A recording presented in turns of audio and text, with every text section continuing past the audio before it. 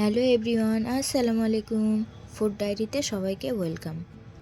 আজ আমি দেখাতে যাচ্ছি হাতে মেখে ছোট মাছের চচ্চড়ি। ঝামেলা ছাড়া খুব কম সময়ে মজাদার এই রান্নাটা করব। শীতকালে ছোট আলু চচ্চড়ি খাবো না তা কি হয়? আমি এখানে ছোট আলু কেটে নিয়েছি কয়েকটা, বেশ ছোট ছোট করেই কেটেছি।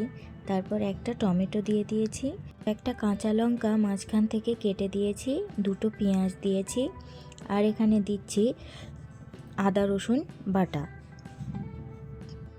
আর দিচ্ছি গোটা জিরে বাটা। এবার দেব পরিমাণ মতো হলুদ, লবণ,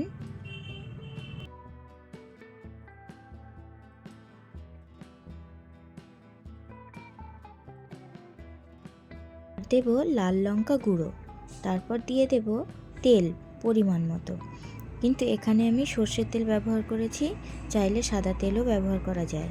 তো সর্ষের তেল দিলে খেতে অনেক স্বাদ লাগে। তারপর ভালোভাবে সবগুলো একসাথে মেখে নেব। এখানে আমি ছোট মাছগুলো আগে থেকে বেছে সুন্দর করে ধুয়ে লেবুর রস মাখিয়ে রেখেছিলাম, সেটাও দিয়ে দিলাম। দিয়ে সবগুলো একসাথে আবারও মেখে নেব। তারপর পরিমাণ মতো জল দেব। খুব বেশি জল দেওয়া যাবে না, তাহলে সবগুলো বেশি সিদ্ধ হয়ে যাবে। এবার বসিয়ে দিলাম চুলোর উপরে। চুলোর জালটা হাই ফ্লেমে দিয়ে ফুটে উঠলে তখন একটা ঢাকনা দিয়ে ঢেকে দেব। ঢাকনা তুলে আবারও একটু সামান্য হালকা হাতে নেড়ে দেব।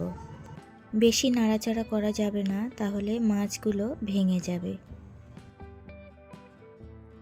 আমি জল শুকিয়ে এলে একদম পোড়া পোড়া হলে তবেই নামাবো। তো চাইলে কেউ এরকম একটু হালকা ঝোলও খেতে পারে। হয়ে গেছে আমার ছোট মাছের চচ্চড়ি। আমার রেসিপিটি ভালো লাগলে লাইক, কমেন্ট আর সাবস্ক্রাইব করার অনুরোধ রইল। আজকের মতো এ পর্যন্ত।